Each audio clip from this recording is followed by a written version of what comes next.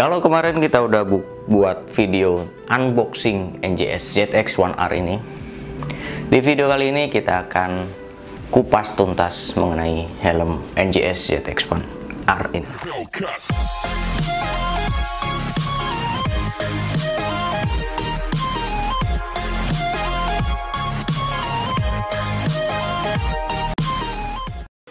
Assalamualaikum warahmatullahi wabarakatuh. Balik lagi di Arjuna Channel, masih bersama gue Alfian Dwi Arjuna.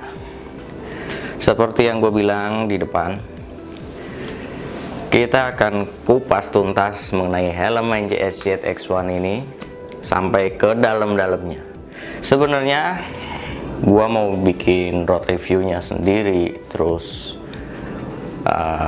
kelebihan kekurangannya sendiri, tapi berhubung ada yang request dia pengen lihat bagian dalamnya, makanya gua buatin videonya. Oke, yang pertama mau gua bahas yaitu mengenai desainnya.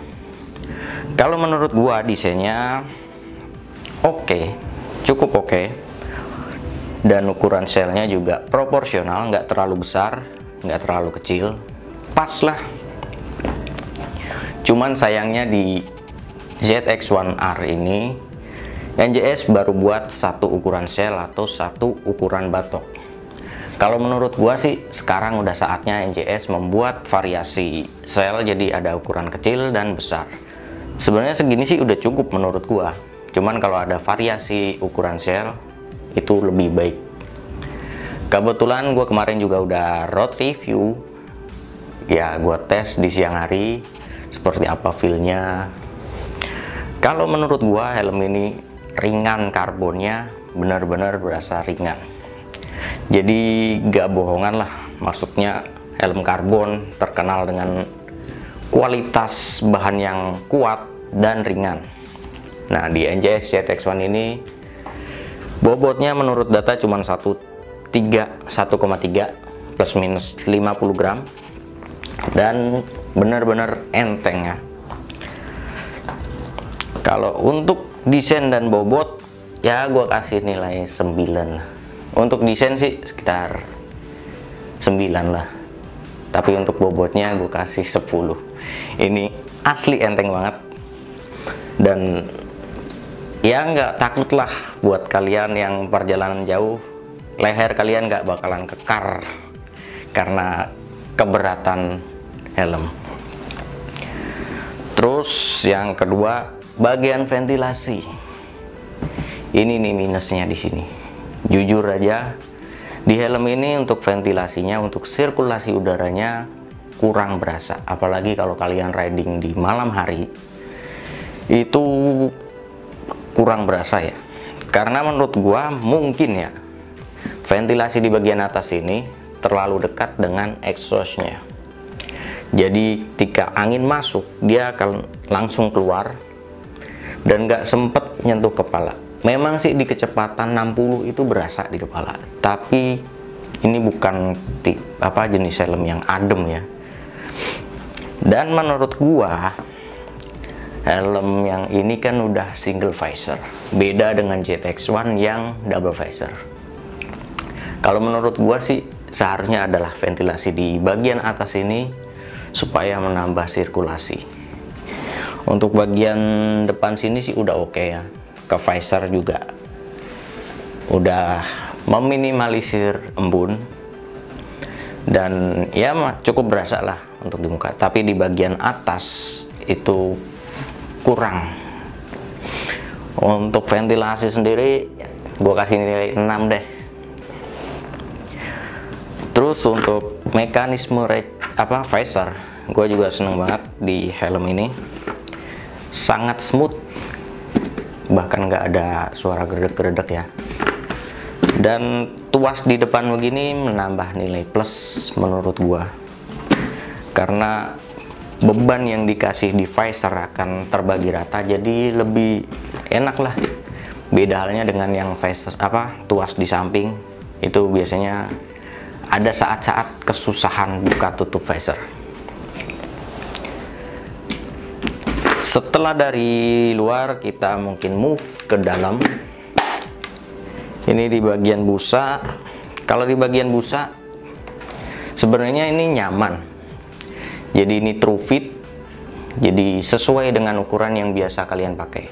Gua pakai biasanya M, dan di helm ini gua tetap pakai M, dan ini lebih ke daily fit ya, jadi dia nggak terlalu mencekram, beda dengan yang race fit yang lebih kenceng lagi cengkramannya di kepala. Dan kalau untuk kualitas busa di harga yang karbon ini sih kalau menurut gua kurang ya. Ini buat kalian yang kemarin nanyain busa bagian dalamnya seperti ini. Ini busa dalamnya, bahannya kainnya nggak apa ya, ya masih sama dengan ZX-1 yang versi biasa, cuman bedanya di sini dia aksen karbon. Terus untuk chin guardnya lumayan tebel sih untuk chin guardnya, jadi cukup buat menyaring kotoran. Dan untuk kekedapan suara sendiri di helm ini gua rasain oke banget. Jadi di kecepatan 60 pun dari busa leher itu masih belum terasa. Cuman di atas 80 ada suara dengingan dari bagian atas ini, dari bagian ventilasi atas ini. Jadi kayak ada siulan angin, bukan gemuruh ya. Biasanya di helm-helm lain kan gemuruh angin dari bagian leher. Tapi karena kekedapan suaranya di helm ini oke, jadi di bagian atas ini agak mengganggu sih suaranya, gimana ya, dengingan angin, gesekan angin. Kalau di kecepatan di bawah 60 sih masih oke, cuman pas posisi nengok ke kanan atau ke kiri itu ada suaranya. Gua ada videonya, seperti inilah kira-kira suaranya.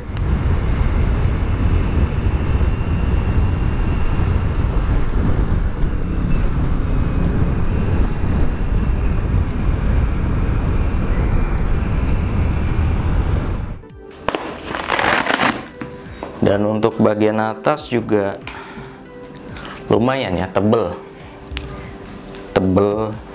empuk juga. Nah, cuman untuk di fitting gua agak ada rongga sedikit di bagian kepala belakang sini, tapi oke sih, masih nyaman, masih aman. Jadi kalau dipakai tuh kesannya kayak pakai topi gitu. Nah, pakai topi, tapi di bagian belakang sini ini ada sedikit rongga, jadi nggak benar-benar nyentuh ya, tapi masih oke, nyaman. Dan ya namanya ini daily fit, nggak terlalu menyekram, jadi lebih rileks sih menurut gua.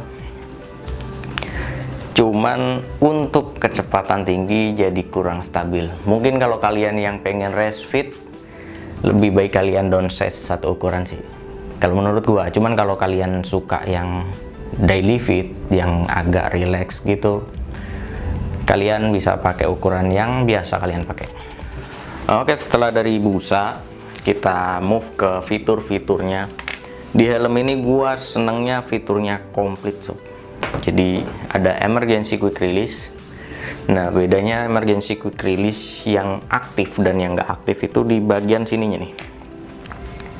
Jadi ininya bisa lepas pasang, sebenarnya terpasang begini, cuman ketika emergency quick release ini ditarik, dia akan terlepas dan tertinggal di helmnya, cuman busanya aja yang terlepas. Mungkin nanti kalau misalkan masih ada kesempatan gua praktekin cara pakainya. Terus dari emergency quick release, fitur berikutnya adalah intercom.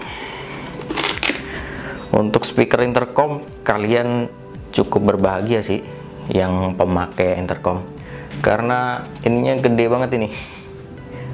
Buat lubang speakernya itu gede, emang agak tipis sih, cuman dia dengan diameter yang lebih besar, jadi kalian nggak perlu bingung buat ngatur arah kabelnya.